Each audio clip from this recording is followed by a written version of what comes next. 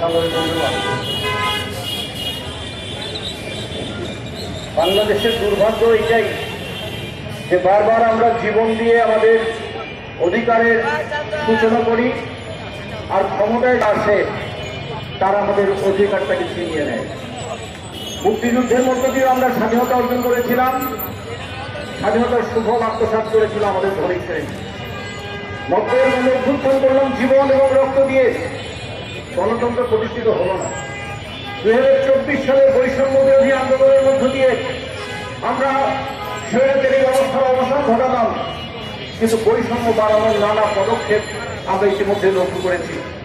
সবচেয়ে দুঃখজনক বিষয়, একটা দেশের সার্বভৌমত্বের উপরে, একটা দেশের সম্পদের উপরে, একটা দেশের সম্মানের উপরে এত বড় আঘাত আমরা অভ্যুত্থানের পর আগে আর কখনো ঘটতে দেখি না।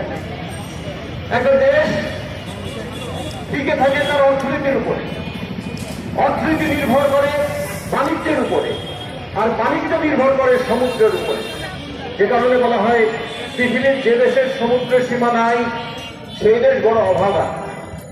কিন্তু যে দেশের সমুদ্র সীমা থাকার পরেও তার উপর তাদের নিয়ন্ত্রণ নাই সেই দেশগুলো তো দুর্ভাগা। আমাদের সমুদ্র আছে, 3 দিকে ভারত দিয়ে ঘেরা, একদিকে বার্মার কিছু অংশ, সামান্য একটা মুখ আমাদের বঙ্গোপসাগর। সেই বঙ্গোপসাগরকে নিয়ে নানা ষড়যন্ত্র বারবার আমরা হতে দেখেছি। এবার নতুন করে আবার সেই পুরনো ষড়যন্ত্রের খেলা চলছে। অন্তর্বর্তীকালীন সরকার এসেছিলেন অন্তরের বেদনাকে ধারণ করবেন বলে, কিন্তু তার অন্তরে যে বিদেশিদের স্বার্থ লুকিয়ে আছে এটা এখন প্রতিদিন মানুষ দেখছে। আমাদের একজন বাণিজ্যের নাকি উপদেষ্টা আছেন, তিনি বলেছেন যে আমাদের এই সমস্ত চুক্তি করলে সাইনিং মানি পাওয়া যাবে 250 কোটি টাকা। আচ্ছা, তিনি সাইনিং মানি 250 কোটি টাকার বলেছেন, সাইফলিং মানি কত হবে তার হিসাব কি করলেন? প্রতিদিন প্রতি পণ্যের উপরে, প্রতিদিন প্রতিটি বিষয়ের উপরে যে ট্যারিফ আদায় করা হবে 45 বছর ধরে তার পরিমাণ কত হতে পারে তার হিসাব কি তিনি করেছেন? আপনারা জানেন যে আমাদের NCT new marine container terminal, সেটাকে দিয়ে দেওয়া হচ্ছে জিপি ওয়ার্ল্ড নামে দুবাই ভিত্তিক একটা কোম্পানির কাছে। সেই দুবাই ভিত্তিক কোম্পানির আবার মন্ত্রী হচ্ছেন মার্কিন যুক্তরাষ্ট্র। জিপি ওয়ার্ল্ড যেখানেই যায় পিছনে পিছনে মার্কিন যুক্তরাষ্ট্র যায়। আবার লালমিয়াতে এখানে $60 কোটি খরচ করে নাকি একটা টার্মিনাল তৈরি করা হবে, যেটা তৈরি করবে ডেনমার্ক। 3 বছর ধরে এই টার্মিনাল তৈরি হবে, 45 বছর ধরে এখান থেকে তারা শুল্ক নেবে। এবং এই ক্ষেত্রে বাংলাদেশকে 45টা বছর কমপক্ষে 8 লক্ষ টিউব হ্যান্ডলিং করবে যে বন্দর, সেই বন্দরের উপর নির্ভরশীল হয়ে থাকতে হবে। আমাদের একমাত্র আভ্যন্তরীণ বন্দর পানগাঁও। আপনারা জানেন চট্টগ্রাম বন্দর দিয়ে আমাদের আমদানি রপ্তানি প্রায় 90% হয়। চট্টগ্রাম বন্দরে যে পণ্য আমদানি হয় সেই পণ্যের 70% আবার আমাদের নদীপথে নিয়ে আসবার জন্য পানগাঁও আভ্যন্তরীণ কন্টেইনার টার্মিনাল করা হয়েছে। কারণ পানগাঁও আভ্যন্তরীণ কন্টেইনার টার্মিনাল যেটা বুড়িগঙ্গ নদীতে কেরানীগঞ্জে স্থাপন করা হয়েছে, সেটাকে চলে যাওয়া হচ্ছে সুইজারল্যান্ডের সাথে। আমাদের দেশটাকে ওই আওয়ামী লীগের সময় বলা হয়েছিল ইউরোপ বানানো হবে, এখন সত্যিকার অর্থেই ইউরোপ হয়ে যাচ্ছে। একদিকে ডেনমার্ক, আর একদিকে সুইজারল্যান্ড, তারা এসে আমাদের এই বন্দরগুলোর নিয়ন্ত্রণ নিয়ে নিচ্ছে। কোথায় বলে আমাদের সিঙ্গাপুরের কথা বলা কথা। সিঙ্গাপুরের আয়তন কত? 720 বর্গ কিলোমিটার একটা ছোট্ট দ্বীপ।